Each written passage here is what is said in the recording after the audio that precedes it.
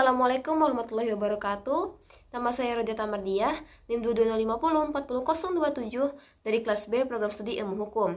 Pada video ini, saya akan menjelaskan tentang pengadilan HAM di Indonesia. Baiklah, langsung saja simak penjelasannya. Pada tanggal 6 November tahun 2000, disahkannya Undang-Undang Nomor 26 tahun 2000 tentang Pengadilan HAM oleh DPR dan kemudian diundangkan pada tanggal 23 November tahun 2000.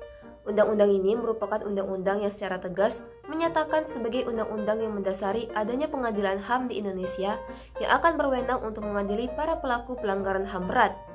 Undang-undang ini juga mengatur tentang adanya pengadilan HAM ad hoc yang akan berwenang untuk mengadili pelanggaran HAM berat yang terjadi di masa lalu. Pengadilan HAM ini merupakan jenis pengadilan yang khusus untuk mengadili kejahatan, genosida, dan kejahatan terhadap kemanusiaan. Pengadilan ini dikatakan khusus karena dari segi penamaan bentuk pengadilannya sudah secara spesifik menggunakan istilah pengadilan HAM, dan kewenangan pengadilan ini juga mengadili perkara-perkara tertentu.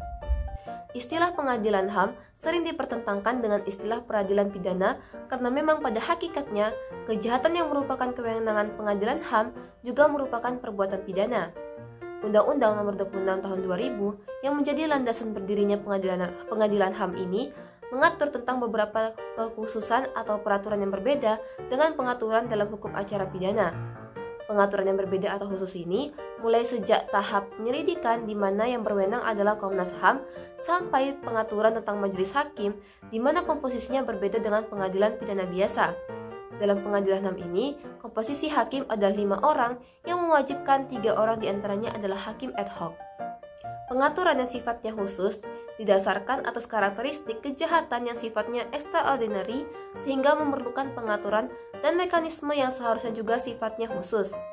Harapan atas adanya pengaturan yang sifatnya khusus ini adalah dapat berjalannya proses peradilan terhadap kasus-kasus pelanggaran HAM yang berat secara kompeten dan fair.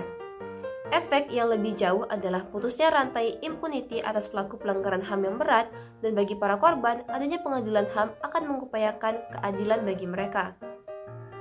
Ketentuan dalam KUHP yang berkaitan dengan pelanggaran HAM yang berat juga mengatur tentang jenis kejahatan yang berupa pembunuhan, perampasan, kemerdekaan, penyiksaan atau penganiayaan, dan perkosaan.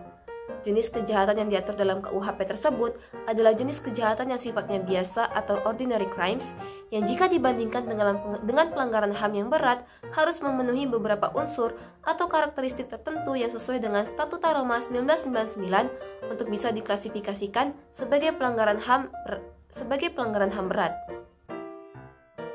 Selanjutnya kita membahas tentang lingkup kewenangan pengadilan HAM.